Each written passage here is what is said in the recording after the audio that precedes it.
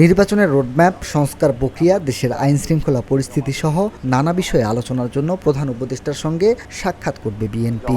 আমরা বিস্তারিত রিপোর্ট দলের পক্ষ থেকে সময় চাওয়া হলে প্রধান উপদেষ্টা আগামী ১৬ এপ্রিল তাদের সময় দিয়েছেন। কমিশনের প্রতিবেদন বিএনপি স্থায়ী কমিটির সদস্য সালাউদ্দিন আহমেদ আজ বুধবার এই তথ্য নিশ্চিত করেছেন। তিনি জানান, বিএনপি সরকারের কাছে সুস্পষ্টভাবে নির্বাচনের রোডম্যাপ জানতে চাইবে। এছাড়া দেশের আইন শৃঙ্খলা পরিস্থিতি ও চলমান সংস্কার প্রক্রিয়া নিয়েও আলাপ করবে।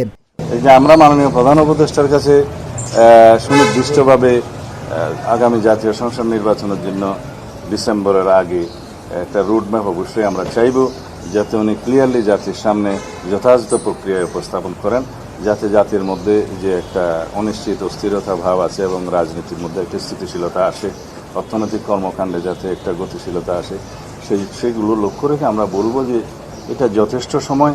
তার আগে নির্বাচন কমিশনের সাথে আমরা আলোচনা করেছি, তারা জুনের মধ্যে সমস্ত প্রিপারেশন সমাপ্ত করতে পারবে এবং মাননীয় প্রধান উপদেষ্টা ইতিপূর্বেও আমাদেরকে আশ্বস্ত করেছেন যে ডিসেম্বরের মধ্যে নির্বাচন দেওয়ার জন্য ওনারা সমস্ত কর্মকাণ্ড পরিচালনা করছে। যেহেতু বিভিন্ন বিষয়ে বিভিন্ন পক্ষের বক্তব্যে একটা ধোঁয়াশা সৃষ্টি হয়েছে, সেটা পরিষ্কার করার জন্য আমরা ওনার কাছে আহ্বান জানাবো। সম্প্রতি স্বাধীনতা দিবস উপলক্ষে জাতির উদ্দেশ্যে দেওয়া ভাষণে প্রধান উপদেষ্টা অধ্যাপক মাহমুদ ইউনূস বলেন, এবছর ডিসেম্বর থেকে আগামী বছর জুনের মধ্যে নির্বাচন হবে। রাজনৈতিক দলগুলো নির্বাচনের জন্য তৈরি হতে শুরু করবে বলেও আশা প্রকাশ করেন প্রধান উপদেষ্টা। কিন্তু তার এ বক্তব্যে অন্যতম প্রধান রাজনৈতিক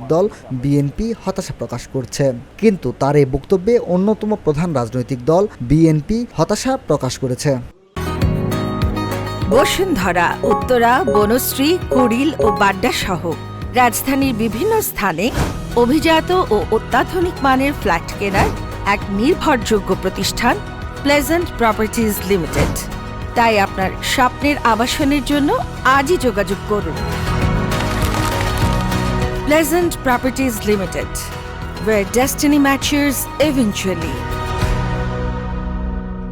গত ডিসেম্বর থেকে বিভিন্ন সময়ে নির্বাচনের তারিখ নিয়ে ধোঁয়াশা ও অস্পষ্টতার অভিযোগ তুলে সুনির্দিষ্ট রোডম্যাপ দেওয়ার দাবি জানিয়ে আসছে দলটি। এবার এ দাবিতে তারা আরও সক্রিয় হচ্ছে। সংবিধান সংস্কার কমিশনের মিনহাজুল ইসলাম, ভিওডি বাংলা, নিউজ ডেস্ক।